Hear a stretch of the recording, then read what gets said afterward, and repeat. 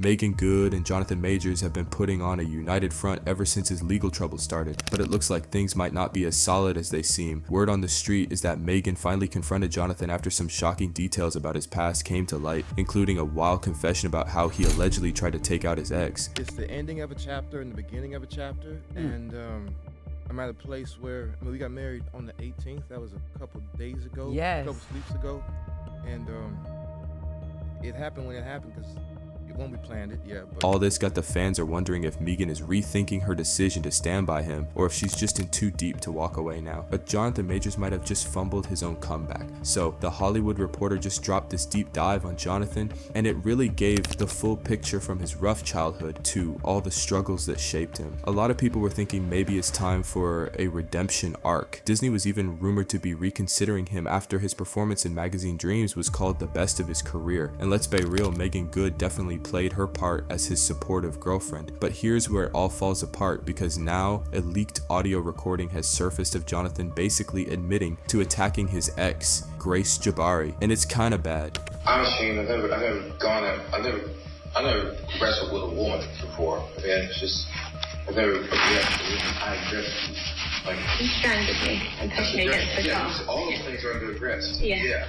You know, like, that's never happened to me. So I'm Because I said something sarcastically, if in your eyes. clearly it's more than that. Not only does he confirm he put hands on her, but the way he talks to her is straight up condescending and weird. Like, if you're trying to win people back, this ain't the way. Now, don't get it twisted, we're not saying Jonathan should never get another chance. But when you're out here fighting for a comeback, you have to expect people to dig into your past. That's just how it goes. If you don't want folks bringing up the fact that you've been involved in DV situations, maybe don't put yourself in those situations to begin with. But let's get into exactly what was said. According to Rolling Stone, the leaked audio comes from a fight between Jonathan and Grace back in September 2022 when they were living in London. Grace claims he slammed her into a car, dragged her back inside, and then put his hands around her neck. In the recording, Grace directly calls him out, saying, You strangled me and pushed me against the car." And Jonathan responds, "Yes, all those things are under aggressed." And the way he tries to guilt trip her at first, only to get super dismissive when she doesn't play along, is just a lot to take in. So the whole second chances debate is back on the table. What Jonathan Majors did was terrible, but some people think losing everything should be enough of a consequence. The real concern is Meagan Good. How are you two doing just in this season as we're heading into the end of the year, looking forward to next year? How are you two feeling currently? We're feeling great.